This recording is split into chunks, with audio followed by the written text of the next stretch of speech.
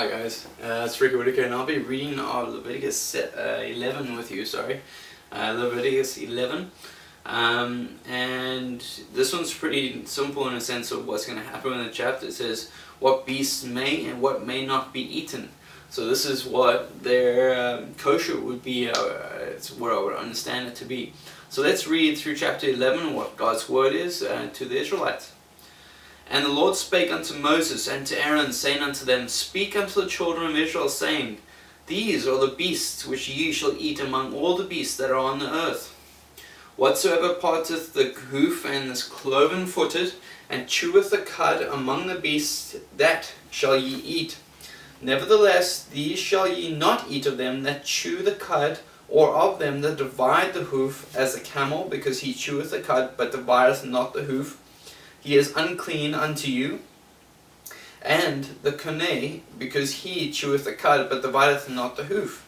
He is unclean unto you. And the hare, because he cheweth the cud, but divideth not the hoof, he is unclean unto you. And the swine, though he divide the hoof and be cloven-footed, yet he cheweth not the cud, he is unclean to you. Of their flesh shall ye not eat, and their carcass shall ye not touch. They are unclean to you. These shall ye eat of all that are in the waters. Whatsoever hath fins and scales in the waters in the seas, and in the rivers, them shall ye eat. And all that have not fins and scales in the seas, and in the rivers of all that move in the waters, and of any living thing which is in the waters, they shall be an abomination unto you. They shall be even an abomination unto you. Ye shall not eat of their flesh, but ye shall have their carcasses in abomination. Whatsoever hath no fins nor scales in the waters, that shall be an abomination unto you, and these are they which ye shall have in abomination among the fowls. They shall not be eaten, they are an abomination: the eagle, and the ostrich, and the osprey, and the vulture, and the kite after his kind, every raven after his kind, and the owl, and the night hawk, and the cuckoo, that the hawk after his kind, and the little owl, and the cormorant, and the great owl, and the swan, and the pelican, and the gier eagle, and the stork, the heron after her kind, and the lapwing, and the bat. All fowls that creep going upon all four shall be an abomination unto you. Yet these may ye eat of every flying creeping thing that goeth upon all four, which have legs above their feet, to leap withal upon the earth. Even these of them ye may eat, the locust after his kind, and the ball locust after his kind, and the beetle after his kind, and the grasshopper after his kind. But all other flying creeping things which have 4 feet shall be an abomination unto you, and for these ye shall be unclean. Whosoever toucheth the carcass of them shall be unclean unto the even, and whosoever beareth aught of the carcass of them shall wash his clothes, and be unclean unto the even. The carcasses of every beast which divide the hoof that is not cloven-footed, nor cheweth the cud, are unclean unto you.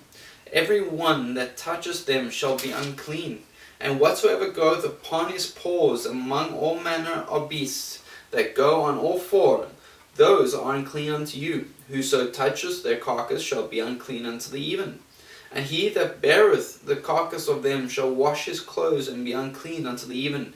They are unclean unto you.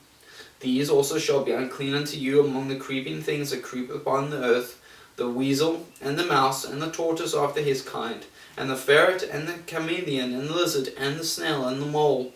These are unclean to you among all that creep. Whosoever doth touch them, when they be dead, shall be unclean unto the even. And upon whatsoever any of them, when they are dead, doth fall, it shall be unclean, whether it be any vessel of the wood, or raiment, or skin, or sack, whatsoever vessel it be. Wherein any work is done, it must be put into water, and it shall be unclean unto the even, so it shall be cleansed.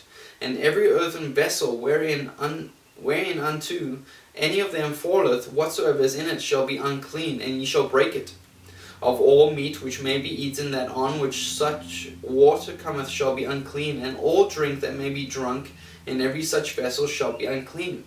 And everything whereupon any part of their carcass falleth shall be unclean, whether it be oven or ranges for pots. They shall be broken down, for they are unclean. and shall be unclean unto you. Nevertheless, a fountain or pit, wherein there is plenty of water, shall be clean. But that which toucheth their carcass shall be unclean. And if any part of their carcass fall upon any sowing seed which is to be sown, it shall be unclean.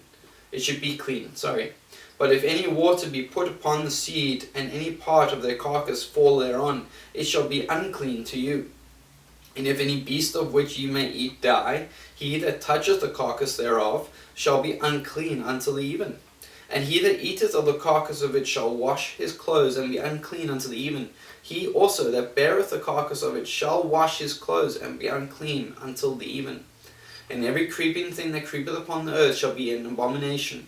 It shall not be eaten. Whatsoever goeth upon the belly, and whatsoever goeth upon all four, or whatsoever hath more feet among all creeping things that creep upon the earth, them ye shall not eat, for they are an abomination.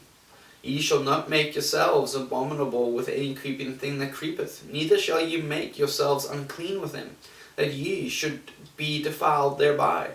For I am the Lord your God. Ye shall therefore sanctify yourselves, and ye shall be holy, for I am holy.